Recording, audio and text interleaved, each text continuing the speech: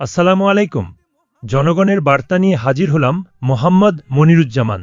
ইনক্লাব মঞ্চে পুলিশের লাঠিচার্জ, অস্থির জনপদ ও আগামী নির্বাচনের অনিশ্চয়তা। ঘটে গেল এক নজিরবিহীন ও নাটকীয় ঘটনা, যা পুরো দেশকে এক গভীর অস্থিরতা ও অস্থিতিশীলতার মুখে ঠেলে দিয়েছে। শহীদ হাদি বিচারের দাবিতে ইনক্লাব মঞ্চের নেতাকর্মীরা যমুনার অভিমুখে কর্মসূচি পালন করতে গেলে তাদের ওপর পুলিশের নির্মম ও নৃশংস লাঠিচার্জের ঘটনা ঘটে। একটি স্বাধীন দেশে সাধারণ নাগরিকদের ওপর এমন বর্বরতা কখনোই কাম্য ছিল না। এই ঘটনা আজ প্রতিটি সাধারণ মানুষের মনে অসংখ্য প্রশ্নের জন্ম দিয়েছে। জনগণ আজ দ্বিধান্বিত। তারা প্রশ্ন তুলছে, সামনে ২ তারিখের নির্বাচন কি আদৌ অবাধ, সুষ্ঠু ও নিরপেক্ষ হবে, নাকি আবারও সেই পুরনো ইতিহাসেরই পুনরাবৃত্তি ঘটবে? দেশের বর্তমান পরিস্থিতি নিয়ে আমরা সবাই আজ শঙ্কিত।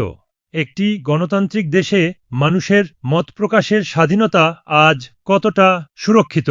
এই চলমান অস্থিরতা এবং বিশৃঙ্খলা কি আগামী নির্বাচনের ওপর কোনো কালো ছায়া ফেলবে?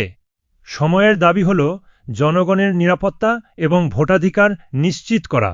সাধারণ মানুষ কোনো সহিংসতা চায় না, তারা চায় শান্তি।